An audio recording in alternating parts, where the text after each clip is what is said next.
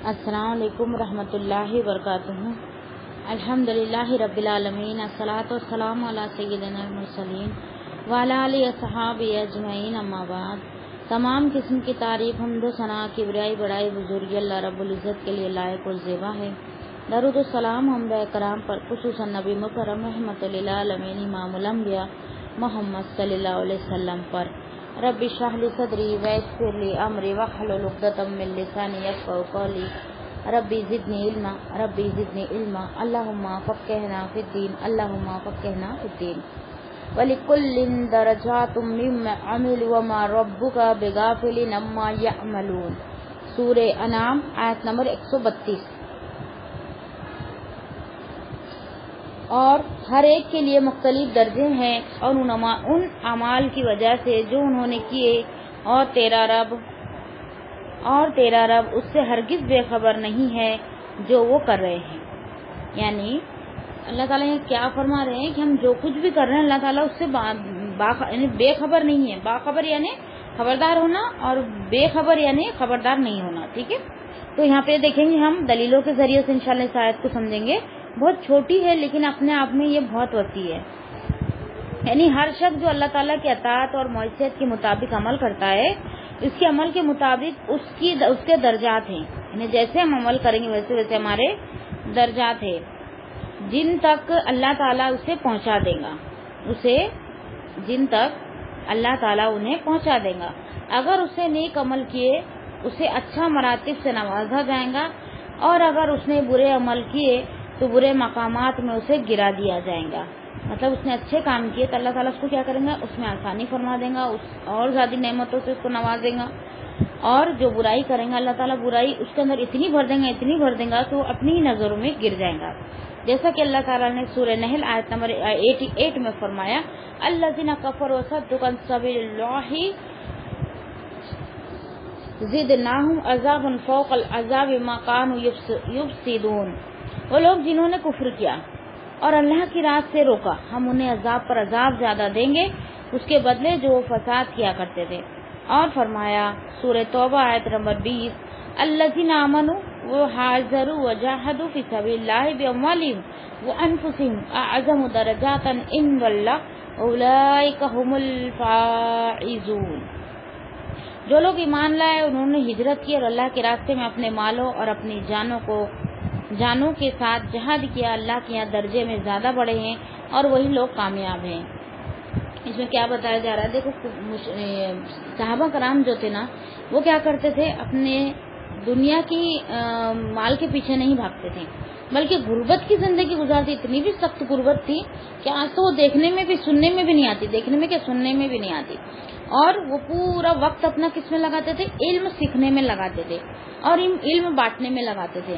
اور اس کے بعد جنگ کا موقع آتا تو جنگ پر چلے جاتے اور پھر وہاں پہ شہید بھی ہو جاتے۔ یہ بھی نہیں سوچتے کہ ہمارے بال بچے ہیں، ہمارے چھوٹے بچے ہیں، ہماری بیوی ہے، ہماری ماں، نہیں سوچتے۔ اور وہ اس طریقے سے دین اسلام میں قربانیاں دیے۔ تو ایسے لوگوں کو اللہ تعالیٰ کیا کرے گا، بڑا چڑھا کے دیں گا، ان کے درجات بلند کرے گا، اور ان کے پیچھے جو انہوں نے اپنے اولاد ماں باپ جو چھوڑ کے گئے، ان کی ایسی غیب سے مدد کرے گا کہ وہ خود رہ کے بھی وہ ایسی مدد ان کی نہیں کر سکتے تھے۔ ایسا اللہ تعالیٰ ان کی حفاظت کرے گا۔ جیسا کہ دیکھو سورۃ نحل کے ہم نے 88 نمبر کی آیت پڑھے، وہ لوگ جنہوں نے کفر کیا اور اللہ کی راہ سے روکا، ہم انہیں عذاب پر عذاب دیں گے اور اس کے بدلے وہ فساد کیا کرتے تھے۔ مطلب یہ گنہگار لوگوں کے بارے میں بات ہے کہ جو دنیا کی زندگی میں اپنا وقت پورا کے پورا لگا دیتے اور اللہ کے لیے ان کے پاس کچھ بھی وقت نہیں ہوتا ہے۔ اور جب ان کو اللہ کی بات سنائی جاتی ہے یا پھر دینی کام کوئی دیا جاتا ہے یا پھر علم پھیلانے کے لیے، علم سیکھنے کے لیے ان کو بلایا جاتا ہے، تو وہ کیا بولتے ہیں، ہمارے پاس کیا نہیں ہے، ٹائم نہیں ہے۔ یعنی اللہ تعالیٰ نے تم کو وقت دیا، صلاحیت دیا، تم کو ہر ایک نعمت سے اللہ تعالیٰ نے نوازا، اور تم اسی کو کیا بولتے کہ ہمارے پاس وقت نہیں ہے، اللہ رب العالمین کے لیے وقت نہیں ہے۔ تو ایسے لوگ کو اللہ پاک کیا کریں گے، عذاب پر عذاب دیں گا۔ یعنی کیا ہوگا، دگنا عذاب۔ کس کے بدلے، جو وہ فساد کیا کرتے تھے، جو وہ گناہ یا فساد، جو بھی ان کے گناہ ہوتے تھے، فساد کے علاوہ بھی بہت سارے گناہ ہوتے، ان کے بدلے میں اللہ تعالیٰ ان کو کیا کرے گا، عذاب پر عذاب دیں گا۔ اور آگے اللہ تعالیٰ نے فرمایا سورہ توبہ آیت نمبر 20 میں، اب پہلے کافر کے بارے میں فرما دیا، اب اللہ تعالیٰ ایمان والوں کے بارے میں فرما رہا ہے، جو لوگ ایمان لائے انہوں نے ہجرت کی اور اللہ کے راستے میں اپنے مالوں اور جانوں کے ساتھ جہاد کیا، اللہ کے یہاں درجے میں زیادہ بڑے ہیں اور وہی لوگ کامیاب ہیں۔ یہ دنیا میں کیا مطلب، جیسا کہ دیکھو مثال میں لیتے ہیں حضرت بلال ہے نا، اور ابو جہل۔ ابو جہل کیا تھا؟ بہت سوجھ بوجھ والا تھا، بہت پیسے والا تھا اور بہت طاقتور بھی تھا۔ مکہ میں جو بھی مشورے ہوتے اس کے بنا نہیں ہوتے، اس کو بلایا جاتا تھا، ہر مشورے میں میٹنگ میں اس کو بلا کر اس سے مشورے لیے جاتے تھے نا، سوجھ بوجھ والا۔ تو اس کو کیا نام سے بلاتے تھے؟ ابو الحکم کے نام سے بلاتے تھے، یعنی حکمت والا۔ تو اگر ابو الحکم سے اس کو نبی صلی اللہ علیہ وسلم نے کیا نام دیا؟ ابو جہل۔ کیوں؟ کیونکہ وہ سمجھنے کے بعد، دیکھنے کے بعد، سننے کے بعد مان ہی نہیں رہا تھا، کوئی بات کو مان ہی نہیں رہا تھا۔ نبی صلی اللہ علیہ وسلم نے اس کو ابو جہل کا نام دے دیا، تو ابو جہل کے نام سے مشہور ہو گیا، لیکن اس کا اصلی نام کیا تھا؟ عمر تھا اس کا اصلی نام، عمرو بن حشام کچھ نام تھا اس کا۔ تو اور اس کے الٹ دیکھو حضرت بلال کے بارے میں، حضرت بلال کیا تھے؟ غلام تھے، ہے نا۔ انہوں نے 5 یا 6 ہجری میں نبی صلی اللہ علیہ وسلم پر ایمان لائے اور دین میں اتنے آگے بڑھے، اور سب سے پہلے اسلام کے سب سے پہلے مؤذن کون کہلاتے ہیں؟ حضرت بلال ہے۔ اور جو یہ تھے ابو جہل جو تھا، تو وہ جیسے حضرت عمار جو تھے وہ بھی غلامی تھے، اور حضرت بلال اور غلام تھے، اور بہت سے اس میں غلام تھے، مجھے ابھی نام میری زبان پہ نہیں آ رہا ہے، بہت سارے غلام تھے۔ تو غلام جب ایمان لاتے تھے تو ابو جہل کو جب نبی صلی اللہ علیہ وسلم محفل میں بلاتے تھے تو کیا جواب دیتا تھا کہ یہ چھوٹے لوگوں کے بیچ میں نہیں بیٹھ سکتا، اتنا اس کو اپنے آپ پر گھمنڈ تھا۔ تو آج دیکھو اس کا کیا حال ہے اور حضرت بلال کا کیا حال ہے، دنیا میں بھی اور آخرت میں بھی، دونوں میں دیکھ لو۔ آج ہم عزت سے نام لیتے کہ ابو جہل کا، جب بھی اس کا نام آتا ایک تصور ایک دماغ میں آ جاتا کہ اس نے نبی صلی اللہ علیہ وسلم کو تکلیف دینے میں کوئی کسر نہیں اٹھا رکھی ہے نا، لیکن حضرت بلال کا نام آتا تو پھر اچھا ہے، ہمارے دماغ میں ان کی اچھائیاں گھومنے لگتی۔ تو یہ فرق ہوتا ہے دین پر چلنے والے اور دین پر نہیں چلنے والوں کا۔ بھلے نا دنیا میں انہوں نے کتنی بھی شہرت کمائی ہو، کتنا بھی مال کمایا ہو، وہ یہیں تک رہنے والا ہے، ساتھ نہیں جانے والا ہے، ٹھیک ہے۔ پھر اور ایک جگہ اللہ تعالیٰ نے کیا فرمایا، دیکھو اسی کو ہم دیکھتے ہیں، جو سورہ توبہ آیت نمبر 20 کا ترجمہ پھر سے ایک بار ہم دیکھتے ہیں۔ جو لوگ ایمان لائے اور انہوں نے ہجرت کی اور اللہ کے راستے میں اپنے مالوں اور اپنی جانوں کے ساتھ جہاد کیا، اللہ کے یہاں درجے میں زیادہ بڑے ہیں اور وہی لوگ کامیاب ہیں۔ یعنی ہم ابھی یہاں رہ رہے ہیں نا، سمجھو مثال کے طور پر ہم 10 سال سے رہ رہے ہیں یا 15 سال سے رہ رہے، تو یہاں ہم کچھ پراپرٹی لیتے ہی ہیں کیا؟ ہم کماتے، ہمارا بزنس ہوتا، ہمارا گھر ہوتا، ہماری پہچان ہوتی، ہمارے دوست ہوتے، کیا نہیں ہوتا ہمارے پاس میں، ہے نا۔ جو شہر میں تھے، شہر بدلنا اتنا آسان نہیں ہے، اور اگر شہر بدلنا ہے تو پہلے وہ شہر کی وہ تحقیق کرتے، وہاں پہ اپنا بزنس جماتے، پہلے خود جاتے، بعد میں اپنے بال بچوں کو لے گئے، اس طریقے سے شہر بدلا جاتا ہے۔ لیکن ان کو ہجرت کر کے نکلنا پڑا، تو ہجرت کیسے کرنا پڑا؟ چھپ چھپا کر کرنا پڑا، اور اونٹ پر چھپ چھپا کر اونٹ پہ کریں گے تو کیا لے کے جائیں گے؟ اب تم خود ہی تصور کرو کیا لے کر جائیں گے۔ جب ہم بھی شہر بدلتے تو ہر ایک چیز ہماری ہم سمیٹ کر لے کر جاتے کہ وہاں بھی ہم کو اس چیز کی ضرورت پڑیں گی، لیکن ان کو چھپ چھپا کر ہجرت کرنا پڑا۔ انہیں تمام مال، ان کی پراپرٹی، جتنا بھی عیش و آرام سے وہ رہ رہے تھے، انہوں نے کس کے لیے قربان کیا؟ اسلام کے لیے، اللہ رب العالمین کے لیے انہوں نے قربان کیا۔ تو اللہ رب العالمین کو ایسے ضائع کر دیں گا کہ تو اللہ تعالیٰ ان کو کیا کریں گا؟ اور زیادہ بڑا چڑھا کر دے گا۔ تھوڑا سا مال لے کے اللہ تعالیٰ بہت زیادہ دینے والا ہے۔ اور اپنے مال اور اپنے جانوں کے ساتھ انہوں نے کیا کیا؟ جہاد کیا، مال بھی لگایا اور جان بھی لگائی، اور اللہ کے یہاں درجے میں زیادہ بڑے ہیں اور وہی لوگ کامیاب ہیں۔ تو اس کے بدلے میں اللہ تعالیٰ نے کیا کیا؟ ان کے درجات کو بڑھا دیا اور کیا کیا؟ ان کو کامیاب کر دیا۔ آخرت کی زندگی میں کیا ہو گئے؟ وہ کامیاب ہو گئے۔ کامیابی کیسی؟ ہمیشہ ہمیشہ کے لیے۔ آج ہم بھی کامیاب ہوتے ہیں نا، کئی یونیورسٹی میں ہم پڑھتے، اسکولوں میں پڑھتے، ہم کامیاب ہوتے، لیکن وقتی طور پر کچھ پل یعنی کچھ دن لوگ یاد رکھتے، پھر بھول جاتے، پھر ہم وہی ہمارے پرانے روٹین میں آ جاتے۔ لیکن جو یہ کامیابی ہے، یہ آخرت کی، یہ ابدی کامیابی، ہمیشہ کے لیے کامیابی، اس لیے ہم کو اس کے لیے محنت کرنا ہے۔ پھر آگے اللہ تعالیٰ نے فرمایا سورہ نساء آیت نمبر 95 اور 96 میں، لا يستوي القاعدون من المؤمنین غیر اولی الضرار والمجاہد فی سبیل اللہ باموالہم وانفسہم فضل اللہ المجاہدین باموالہم وانفسہم علی القاعدین درجہ وقل لهم وعد الله الحسنى وفضل الله المجاهدين على القاعدين اجرا عظيما درجات منه مغفرة ورحمة وكان الله غفورا رحيما۔ ایمان والوں میں سے بیٹھ رہنے والے جو کسی تکلیف والے نہیں اور اللہ کے راستے میں اپنے مالوں اور اپنے جانوں کے ساتھ جہاد کرنے والے برابر نہیں۔ اللہ نے اپنے مالوں اور اپنی جانوں کے ساتھ جہاد کرنے والوں کو بیٹھے رہنے والوں پر درجے میں فضیلت دی ہے، اور ہر ایک سے اللہ نے بھلائی کا وعدہ کیا ہے، اور اللہ نے جہاد کرنے والوں کو بیٹھ رہنے والوں پر بہت بڑے اجر کی فضیلت عطا فرمائی ہے، اپنی طرف سے بہت سے درجوں کی اور بخشش اور رحمت کی، اور اللہ ہمیشہ سے بے حد بخشنے والا اور نہایت رحم کرنے والا ہے۔ یعنی جو ایمان لانے کے بعد جہاد میں نہیں جاتے تھے اور گھر میں بیٹھے رہنا پسند کرتے تھے، اور دوسرے اس کے اپوز میں لوگ ہوتے تھے جو وہ کیا کرتے تھے، ایمان لانے کے بعد جہاد میں جانے کی ان کو کیا ہوتی تھی، خوشی ہوتی تھی اور ان کو طلب ہوتی تھی، اور وہ ٹرائی کرتے تھے کہ ہم کو لے کر چلے جائیں، ہم اس کی جہاد کی گنتی میں، سپاہیوں کی گنتی میں ہم آ جائیں۔ ان کو پتا تھا کہ وہاں جانے کے بعد کیا ہونے والا ہے، ایک تو مرنے والے نہیں تو پھر زخم کھانے والے ہے نا، یعنی جہاں موت کا خوف آ جائے تو وہاں انسان پیچھے ہٹ جاتا، لیکن یہ لوگ نہیں ہٹتے تھے۔ کیوں؟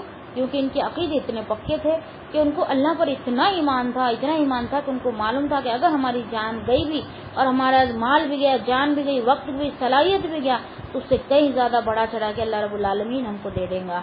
آج ہمارے عقیدے کیا بول رہے ہیں؟ ہمارے عقیدے سے ہم ظاہر کر رہے ہیں کہ اللہ پہ ہم کو بھروسہ نہیں ہے، ہم کو اپنے آپ پر بھروسہ ہے، اللہ رب العالمین پہ نہیں ہے۔ ہم زبان سے نہیں بولتے، ہمارے عمل خود اس پر گواہی دیتے ہیں۔ پھر آگے ہے آیت نمبر 133، وَرَبُّكَ الْغَنِيُّ ذُو الرَّحْمَةِ إِن يَشَأْ يُذْهِبْكُمْ وَيَسْتَخْلِفْ مِن بَعْدِكُم مَّا يَشَاءُ كَمَا أَنشَأَكُم مِّن ذُرِّيَّةِ قَوْمٍ آخَرِينَ۔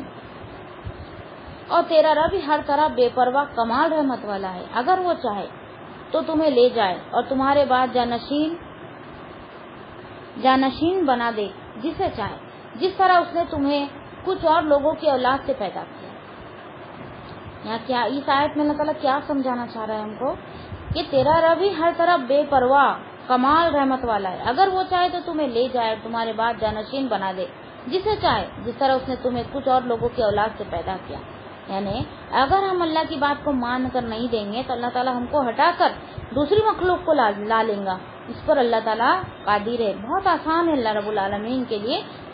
صرف ان کو کیا کہنے کی ضرورت ہے، صرف کن کہنے کی ضرورت ہے، ہو جا کہنے کی بھی ضرورت نہیں۔ حالانکہ نظر احمد کے قرآن میں دیکھو کن کا ترجمہ آتا ہے ہو جا، لیکن اللہ رب العالمین کو ہو جا بولنے کی بھی ضرورت نہیں، اس لیے اس کا ترجمہ نہیں کرنا چاہیے کہ صرف ہم کو کیا بولنا چاہیے، اللہ تعالیٰ کیا کہنا چاہیے، اللہ تعالیٰ کو کیا بولنے کا حکم ہے، اللہ تعالیٰ کیا بولیں گا تو ہو جائے گا، صرف کن بولیں گا تو ہو جا بولنے کی بھی ضرورت اللہ رب العالمین کو نہیں، اللہ رب العالمین کو کوئی ضرورت نہیں ہے ہو جا بولنے کی، صرف کن کہہ دیں گا تو تمام چیزیں آپ اپنے وجود میں آ جائیں گی۔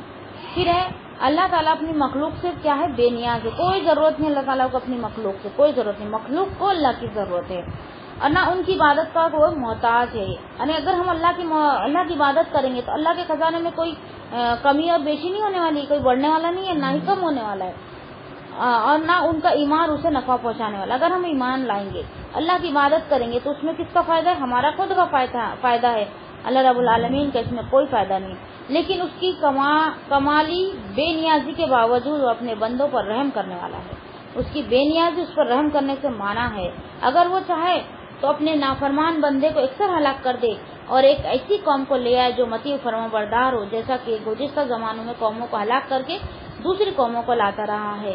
یعنی اللہ تعالیٰ کو کوئی مشکل نہیں کہ اگر ہم اللہ کی عبادت نہیں کرتے، اللہ کے فرمان کو نہیں مانتے، تو اللہ تعالیٰ ہم کو ہٹا کے دوسری مخلوق لا لیں گا، وہ اللہ تعالیٰ کی مطیع فرمان بن جائیں گی، اللہ تعالیٰ کی عبادت کریں گے۔ جیسا کہ مثال کے طور پر ہم دیکھ سکتے ہیں کتنے نبی آئے اور ان کے اوپر عذاب ہے، جیسے کہ نوح علیہ السلام ہے، ہود علیہ السلام ہے، صالح علیہ السلام ہے، اس کے بعد اللہ تعالیٰ نے اس کی جگہ دوسری قوم کو اٹھا دیا نا، تو کون سا مشکل ہوا اللہ رب العالمین کے لیے کہ اب مشکل ہوگا۔ پھر اس میں حدیث آ رہی ہے، سیدنا ابو ذر رضی اللہ تعالیٰ عنہ بیان کرتے ہیں کہ رسول اللہ صلی اللہ علیہ وسلم نے فرمایا، اللہ تعالیٰ فرماتا ہے، یہ حدیث قدسی ہے، ٹھیک ہے، اللہ تعالیٰ فرماتا ہے کہ اگر تمہارے اگلے اور پچھلے، تمہارے آدمی اور جن سب ایسے ہو جائے جیسے تمہیں بڑا پرہیزگار شخص ہو، تو اس سے میری سلطنت میں کچھ اضافہ نہیں ہوگا، اور اگر تمہارے اگلے اور پچھلے اور تمہارے اگلے اور پچھلے تمہارے آدمی اور جن سب ایسے ہو جائے جیسے تم میں سب سے بڑا بدکار شخص ہو تو اس سے میری سلطنت میں کچھ کم نہیں ہوگا. یعنی جو انسان اور جن اور آگے پیچھے جتنے بھی لوگ شروع سے لے کے آخری تک پیدا ہوئے وہ تمام کی تمام اللہ رب العالمین کی عبادت کریں گے تو اللہ تعالیٰ کی سلطنت میں کوئی بڑھوتری نہیں ہو جائے گی, اور نہیں کریں گے تو کوئی کمی بھی نہیں ہو جائیں گے. اس سے کیا پتہ چلا کہ اللہ تعالیٰ کو ہماری ضرورت نہیں بلکہ ہم کو اللہ رب العالمین کی ضرورت ہے, اور ہم دین پر ایسے چلے جیسا اللہ تعالیٰ نے ہم کو حکم دیا. ہمارا دماغ اس میں داخل نہ کرے اور ہمارے حساب سے اسلام کو لے کر نہ چلے بلکہ اسلام کے حساب سے اپنی زندگی کو ڈھالے اور اس کے اوپر ہی چلے. پھر آگے اور ایک حدیث ہے, سیدنا ابو ہریرہ رضی اللہ تعالیٰ عنہ بیان کرتے ہیں کہ رسول اللہ صلی اللہ علیہ وسلم نے فرمایا, اللہ تعالیٰ نے 100 رحمتیں پیدا کی اور اس نے ایک رحمت جنوں, آدمیوں, جانوروں, کیڑوں مکڑوں میں اتاری ہے. ایک ایسی رحمت کی وجہ سے وہ ایک دوسرے پر مہربانی کرتے ہیں اور رحم کرتے ہیں, اور اسی ایک رحمت کی وجہ سے وحشی جانور اپنے بچے سے محبت کرتا ہے. اور 99 رحمت اللہ تعالیٰ نے اپنے پاس رکھی ہے جس کے ساتھ وہ اپنے بندوں پر قیامت کے دن رحم کریں گا. تو دیکھو ایک رحمت ہے دنیا میں تمام لوگوں کے اندر, جتنی بھی مخلوق ہے سب کے اندر, جو جاندار ہے نا, جیسے کیڑے مکڑے پرند چرند ہے نا, جانور, انسان اور جن, ان تمام میں کیا ہے 1% کیا ہے رحمت ہے. تو ہم اس بنا پر ہماری اولادوں سے محبت کرتے ہیں, ہمارے رشتے داروں سے محبت کرتے ہیں, ہمارے دوست سے محبت کرتے ہیں نا, ہمارے استادوں سے ہم محبت کرتے لیکن اور اس کے بعد اللہ تعالیٰ کے پاس کتنی ہے 99. تو اس کے حساب سے لگاؤ حساب اللہ رب العالمین ہم پر کتنا رحم کرنے والا ہے, کتنا زیادہ رحم کرنے والا ہے کہ ہم اندازہ بھی نہیں لگا سکتے. پھر آگے اللہ تعالیٰ نے فرمایا یعنی اس بات پر قادر ہے کہ ان لوگوں کو ختم کر کے یہاں اور لوگوں کو بسا دے. بالکل آسان ہے اللہ رب العالمین کے لیے, بالکل آسان ہے. جیسا کہ اللہ تعالیٰ نے ارشاد فرمایا سورہ نساء آیت نمبر 133 میں, ان یشاء یذہبکم ایھا الناس یأتی بآخرین وکان اللہ علی ذلک قدیر. اگر وہ چاہے تو تمہیں لے جائے اے لوگوں اور کچھ دوسروں کو لے آئے, اور اللہ ہمیشہ سے اس پر پوری طرح قادر ہے. اور فرمایا سورہ ابراہیم آیت نمبر 1920 میں, الم تر ان اللہ خلق السماوات والارض بالحق ان یشاء یذہبکم یأتی بخلق جدید وما ذلک علی اللہ بعزیز. کیا تو نے نہیں دیکھا کہ بے شک اللہ نے آسمان اور زمین کو حق کے ساتھ پیدا کیا, اگر وہ چاہے تو تمہیں لے جائے اور ایک نئی مخلوق لے آئے, اور یہ اللہ پر ہرگز مشکل نہیں, بہت آسان ہے اللہ رب العالمین کے لیے. میں نے ابھی آپ کو بتایا کہ اللہ تعالیٰ کو صرف کن کہنا پڑتا ہے, بس ہو جا بھی بولنے کی ضرورت نہیں پڑتی. تو اسی لیے میں بار بار بول رہی ہوں کہ اللہ رب العالمین کو ہماری ضرورت نہیں بلکہ ہم کو اللہ رب العالمین کی ضرورت ہے. اسی لیے اگر آج بھی اگر ہم اللہ کی عبادت نہیں کرتے ہوں گے, اگر کوئی کوتاہی ہو رہی ہوں گی تو اس سے پرہیز کر کے ہم انشاءاللہ اب اللہ رب العالمین کی طرف جھک جائے. اللہ رب العالمین 99 درجہ رحمت والا ہے, رحم کرنے والا ہے. تو ہمارے کتنے بھی بڑے گناہ ہوں گے اللہ رب العالمین اس کو معاف فرما دیں گا بہت آسانی سے, ٹھیک ہے. لیکن مرنے سے پہلے ہم کو اللہ رب العالمین سے معافی مانگنا ہوگا, مرنے کے بعد پھر کوئی چارہ نہیں, ٹھیک ہے.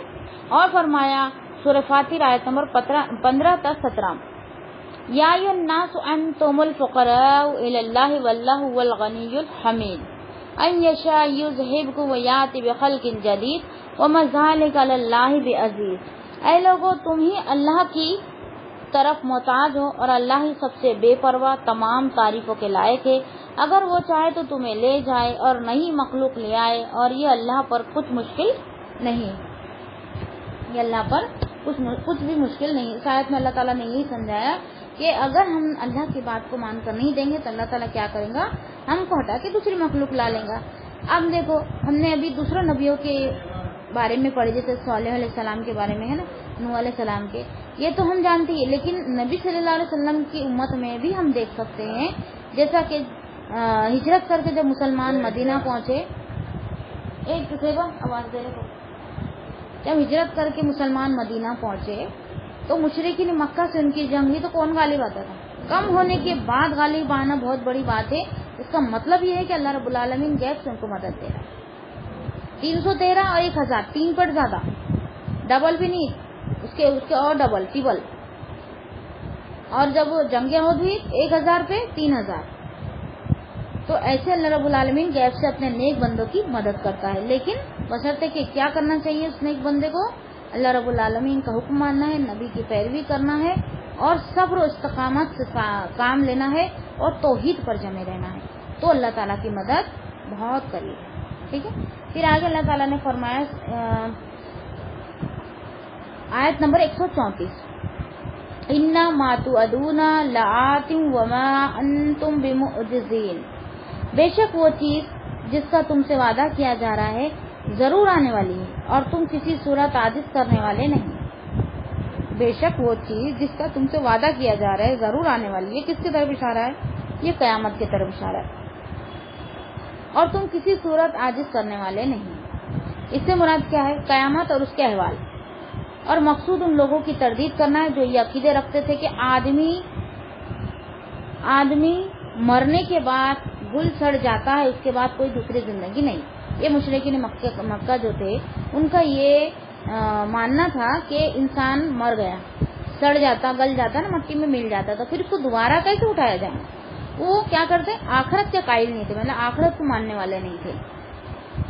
تو یہاں پہ اللہ تعالیٰ فرما رہا ہے سورہ عنکبوت آیت نمبر 5 میں من کان یرجو لقاء اللہ فإن اجل اللہ لآت وہو السمیع العلیم، جو شخص اللہ سے ملنے کی امید رکھتا ہو تو بے شک اللہ کا مقرر وقت ضرور آنے والا ہے اور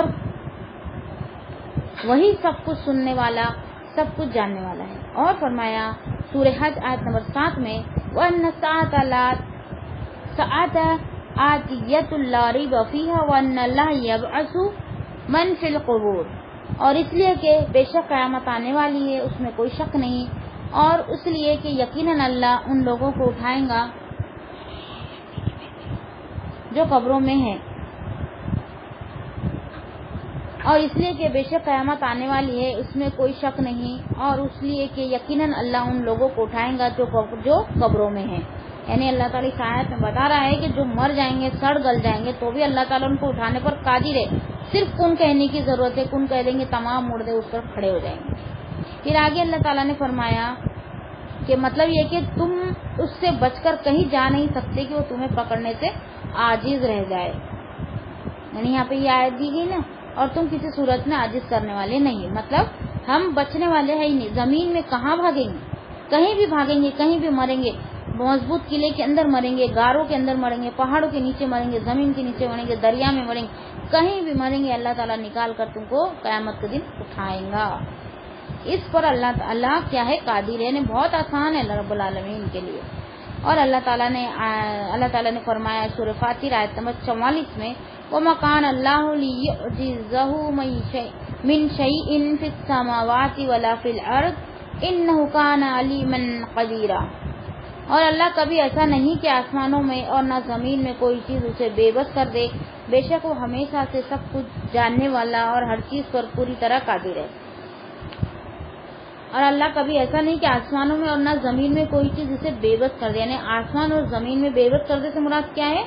یعنی آسمان اور زمین میں کوئی ایسی چیز نہیں بچی جس کا علم اللہ کو نہ ہو. کہیں بھی کوئی بھی چیز کہیں بھی پڑی ہوئی اللہ رب العالمین کو اس کا علم ہے. بے شک وہ ہمیشہ سے سب کچھ جاننے والا اور ہر چیز پر پوری طرح قادر یعنی قدرت رکھنے والا ہے، اس کے ساتھ کچھ بھی کر سکتا ہے. ٹھیک ہے. پھر آگے ہے آیت نمبر 135 قُلْ يَا قَوْمِ اعْمَلُوا عَلَىٰ مَكَانَتِكُمْ إِنِّي عَامِلٌ فَسَوْفَ تَعْلَمُونَ مَن تَكُونُ لَهُ عَاقِبَةُ الدَّارِ إِنَّهُ لَا يُفْلِحُ الظَّالِمُونَ. کہہ دے میری قوم تم اپنی جگہ یہ عمل کرو، بے شک میں بھی عمل کرنے والا ہوں، تو تم عنقریب جان لو گے وہ کون ہے جس کے لیے اس گھر کا اچھا انجام ہوتا ہے. بلا شبہ حقیقت یہ ہے کہ ظالم لوگ فلاح نہیں پاتے. اس آیت میں اللہ تعالیٰ ان کو کیا سمجھا رہا ہے؟ دیکھو پھر سے ایک بار ہم اس سے غور و فکر کرتے ہیں. کہہ دے اے میری قوم تم اپنی جگہ پر عمل کرو، بے شک میں بھی عمل کرنے والا ہوں، تو تم عنقریب جان لو گے کہ وہ کون ہے جن کے لیے اس گھر کا اچھا انجام ہوتا ہے. بلا شبہ حقیقت یہ ہے کہ ظالم لوگ فلاح نہیں پاتے. ہے نا، ہم کو ہے نا حیرت دعوے بہت رہتے، اس نے نہیں کیا تو ہم بھی نہیں کریں گے، اس نے ہمارا حق نہیں دیا تو ہم بھی اس کو ہمارا حق نہیں دیں گے. ایسی بات نہیں ہوتی ہے، بلکہ کیا ہے کہ اگر کوئی ہم کو ہمارا حق نہ بھی دے تو ہم کو اس کا حق دینا ہے. ٹھیک ہے. حق مانگنا کہیں نہیں لکھا ہے، حق دینا لکھا ہے. پھر آگے یہ سخت وعید اور شدید ہے کہ اگر تمہارے یہ گمان ہے کہ تم ہدایت پر ہو تو پھر تم اپنے طریقے کے مطابق عمل کیے جاؤ اور میں اپنے طریقے کے مطابق عمل کیے جاتا ہوں. یعنی مشرکین مکہ مان کر نہیں دیتے تھے اور نبی صلی اللہ علیہ وسلم کو کیا بولتے تھے, اپنی طرف اپنے دین میں کھینچنے کی کوشش کرتے تھے. نبی صلی اللہ علیہ وسلم یہاں کیا فرما رہے ہیں کہ تم اپنے طریقے پر عمل کرو, میں اپنے طریقے کے مطابق عمل کرتا ہوں. جیسا کہ اللہ تعالیٰ نے ارشاد فرمایا سورہ ہود آیت نمبر 121 تا 122, وَقُلْ لِلَّذِينَ لَا يُؤْمِنُونَ مَلُوا عَلَى مَكَانَتِكُمْ إِنَّا عَامِلُونَ وَانْتَظِرُوا إِنَّا مُنْتَظِرُونَ. اور ان لوگوں سے جو ایمان نہیں لاتے کہہ دے تم اپنی جگہ عمل کرو, یقیناً ہم بھی عمل کرنے والے ہیں, اور انتظار کرو, یقیناً ہم بھی انتظار کرنے والے ہیں. انتظار کرنے والے مطلب قیامت کے دن دیکھو کون حق پر ہے یہ دیکھنے کے لیے انتظار کر رہے ہیں. کمپٹیشن نہیں چل رہا ہے, یہاں پہ مقابلہ نہیں چل رہا ہے, بلکہ کیا بولا جا رہا ہے کہ تم اپنے ایمان پر عمل کرو, ہم ہمارے ایمان پر عمل کرتے, کہ دیکھ لیں گے کہ آخرت میں کس کا انجام کیا ہوتا ہے. ہم اس بات کے لیے انتظار کر رہے ہیں, ٹھیک ہے, ہم سچے ہیں کہ تم سچے, اس بات کا. پھر آگے عنقریب تم کو یہ معلوم ہو جائے گا کہ آخرت میں بہشت میرے لیے ہوں گی یا تمہارے لیے. اللہ تعالیٰ نے اپنے رسول صلی اللہ علیہ وسلم سے کیے ہوئے اپنے وعدے کو پورا فرما دیا, اس کو مخالفین پر غلبہ اور تسلط بھی عطا فرمایا, اور ملک میں دسترس بھی عطا فرمائی, اور آپ کے وفات کے بعد خلفاء عہد میں بہت سے علاقے اور بہت سے ملکوں پر اسلام کا پرچم لہرانے لگا. یعنی اس آیت میں اور اس کے بعد کیا ہے, بہشت سے مراد ہے جنت. ٹھیک ہے, وہ کیا کہہ رہے ہیں کہ تمہارے حصے میں جنت آتی ہے کہ ہمارے حصے میں. اللہ تعالیٰ نے اپنے رسول سے کیے ہوئے اپنے وعدے کو کیا کیا, پورا فرما دیا. آپ کو مخالفین جو تھے, نبی صلی اللہ علیہ وسلم جو دشمن تھے, اس پر غلبہ عطا فرمایا.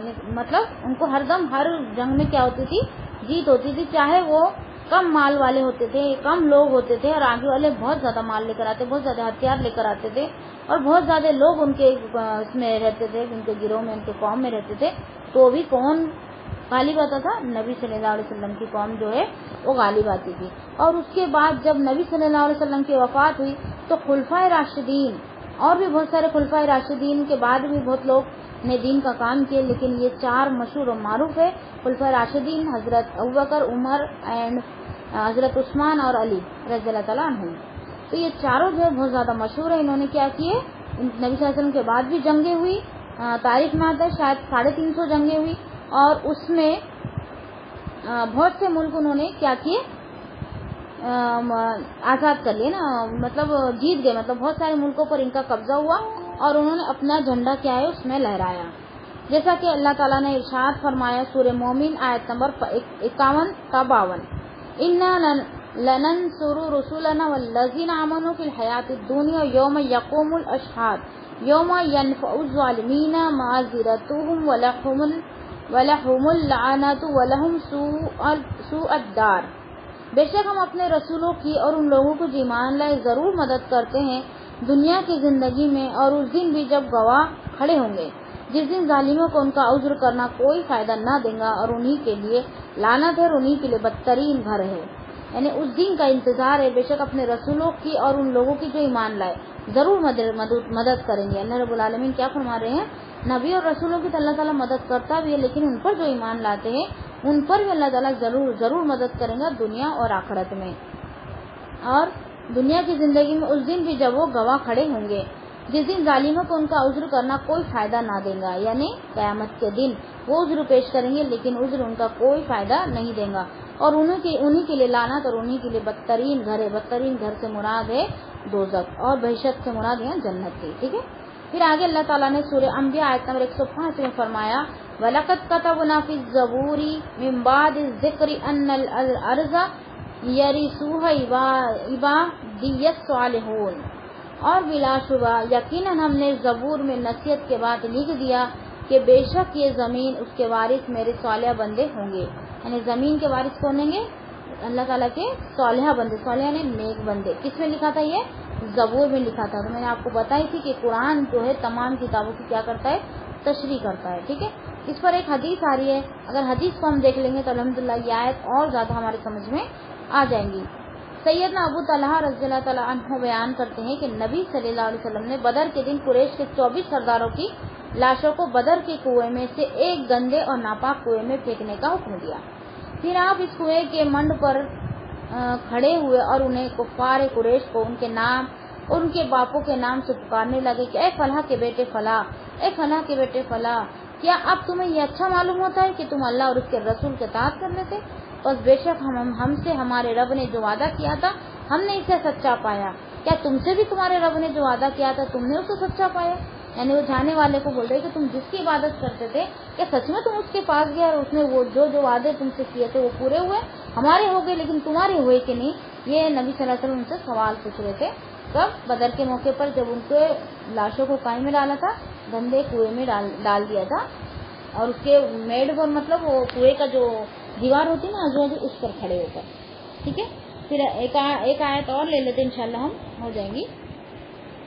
फिर आगे सूरह 136 नंबर की आयत है, वजअलु लिल्लाहि मिम्मा ज़रा मिनल हर्स वल अनआमि नसीबन फक़ालू हाज़ा लिल्लाहि बिज़अमिहिम व हाज़ा लिशुरकाइना व मकान लिशुरकाइहिम फला यसीलु इलल्लाहि व मकान लिल्लाहि फहुव यसीलु इला शुरकाइहिम सअ मा यहकुमून। और उन्होंने अल्लाह के लिए उन चीजों में से जो उसने खेती और चौपाइयों में से पैदा की है एक हिस्सा मुकर्रर किया। बस उन्होंने कहा ये अल्लाह के लिए है, उसके ख्याल के मुताबिक है, और ये हमारे शरीकों के लिए है। फिर जो उनकी शुरका के लिए है सो वो अल्लाह की तरफ नहीं पहुंचता, और जो अल्लाह के लिए सो उनके शरीकों की तरफ पहुंच जाता है। बुरा है जो वो फैसला करते हैं। वो अल्लाह के लिए भी निकालते थे और क्या करते थे, उनके माबूदों के लिए भी निकालते थे। इससे क्या पता चला कि मुशरिकीन मक्का क्या थे, अल्लाह के कायल थे, अल्लाह है कर वो मानते थे, लेकिन नबी को नहीं माना उन्होंने। ठीक है, और कुरान मजीद को नहीं माना।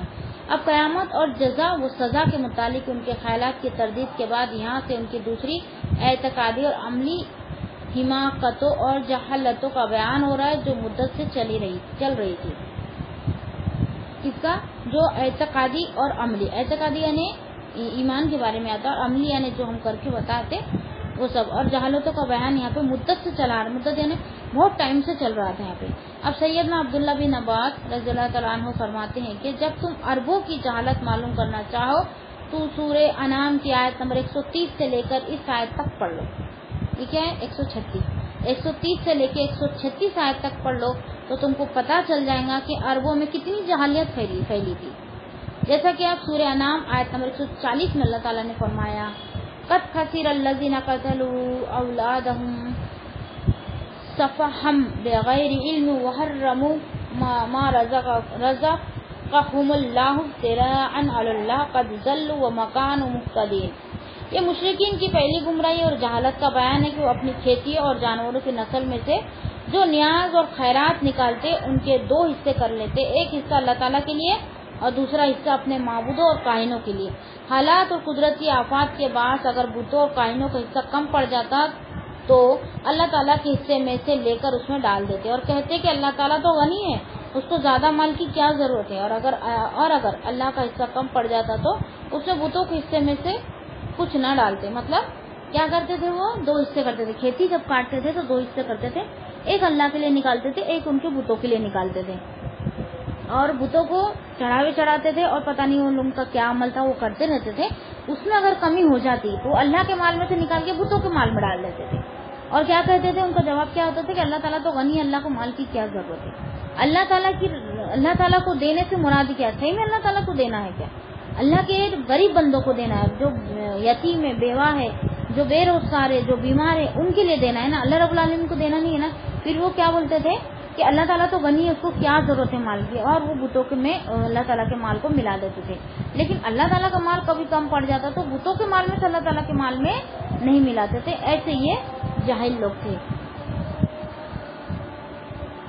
ये इसी तरह है कि जैसे आजकल बाद मुसलमान अल्लाह का फर्ज ज़कात अशर नहीं निकालते, मगर अपनी फौजशुदा दाता और गरीब नवाजों के नियाज में कभी नागा आने देते, और अकीदा ये रखते हैं कि अगर इसमें कमी होगी तो जानवरों के थनों में दूध के बजाय खून आएगा। नाम उसका एहसाले सवाब रखते हैं, मगर एहसाले सवाब तो अल्लाह के नाम पर सदका करने में होता है, ना कि ان کی قبروں پر چڑھاوے چڑھا کر اگر اللہ ہی کو خوش کرنا ہو تو پہلے عشرہ اور زکوٰۃ نکالے. عشرہ کس کو بولتے ہیں؟ زکوٰۃ تو سمجھ میں آ گیا. عشرہ کس کو بولتے ہیں؟ جو کھیتی ہوتی ہے نا، اس میں جب بارش کے پانی سے جب کھیتی پنپتی ہے تو اس میں سے 10واں حصہ نکالا جاتا ہے، اور اگر کنویں یا بورنگ کا استعمال ہوتا ہے تو اس میں 20واں حصہ نکالا جاتا ہے. یہاں کھیتی کی طرف اشارہ ہے. ٹھیک ہے. اور زکوٰۃ تو سب کو الحمدللہ پتہ ہے. تو ابھی آج کے مسلمان کیا کرتے ہیں؟ پوری طرح سے زکوٰۃ بھی نہیں نکالتے. زکوٰۃ بھی پوری طرح نہیں نکالتے. اس کی وجہ سے کیا ہوتا ہے؟ جو وبا جو پھیل رہی ہے، جو بیماریاں ہو رہی ہے، یا مال میں کمی ہو رہی ہے، یا پھر نقصان جو ہو رہا ہے، تو یہ اسی کی وجہ سے ہے کہ لوگ کیا کرتے ہیں؟ اللہ کی راہ میں نہیں نکالتے. اور کیا کرتے ہیں؟ ولی ان کے بزرگ جو گزر گئے ان کے لیے بہت کچھ کر لیتے اور کیا بولتے کہ ایسا لے ثواب ہے. ایسا لے ثواب ایسا ہے ہی نہیں. ایسا لے ثواب ایسا ہے ہی نہیں. اور یہ جو مشرکین مکہ تھے نا، یہ کیا کرتے تھے؟ جو دو حصے نکالتے تھے نا، ایک ان کے معبودوں کے لیے، ایک اللہ رب العالمین کے لیے. تو کاہنوں اور جو بتوں کے لیے وہ نکالتے تھے تو وہ پابندی سے نکالتے تھے. اس میں کوئی ناغا نہیں ہوتا، تو کوئی کمی نہیں ہوتی تھی.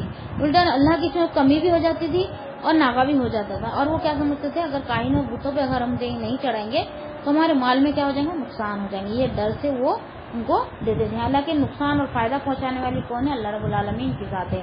پھر آگے ہے اللہ تعالیٰ کے علاوہ کسی دوسرے کی نظر قطعاً حرام ہے. اللہ تعالیٰ سے ہی ہم نظر مان سکتے، باقی کسی کے لیے نظر نہیں مان سکتے. دوسرے کے لیے اگر مان لیے، دوسرے کو نیت میں رکھے تو کیا ہے؟ حرام ہے. حرام یعنی سختی سے منع کرنا. اللہ تعالیٰ سے نظر ماننا بھی زیادہ پسند نہیں کیا گیا، لیکن اجازت ہے، مانگ سکتے. جیسے منت مانگتے ہیں نا ہم کہ اللہ تمہارے یہ کام کر دیں گا تو ہم یہ پڑھ لیں گے، یا یہ اتنا پیسہ صدقہ کر دیں گے. یہ سب چیزیں جو ہے تو یہ ہماری قسمت کو نہیں بدلتی، لیکن اگر کسی نے کر لیا تو اللہ تعالیٰ اس میں تھوڑی سی اجازت ہے، لیکن اس میں کہ جیسے خوشنودی نہیں ہے اللہ رب العالمین کی زیادہ. اللہ تعالیٰ نے اس کی اجازت نہیں دی ہے، مطلب خوش نہیں ہے اس میں اللہ تعالیٰ، لیکن اجازت ہے. بس ایسا بہتر نہیں ہے بلکہ جائز ہے. ایسی بات ہے.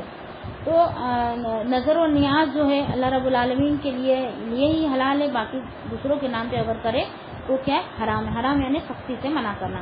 جیسا کہ اللہ تعالیٰ نے ارشاد فرمایا سورہ بقرہ آیت نمبر 173 میں، انما حرم علیکم المیتۃ والدم ولحم الخنزیر وما اہل بہ لغیر اللہ.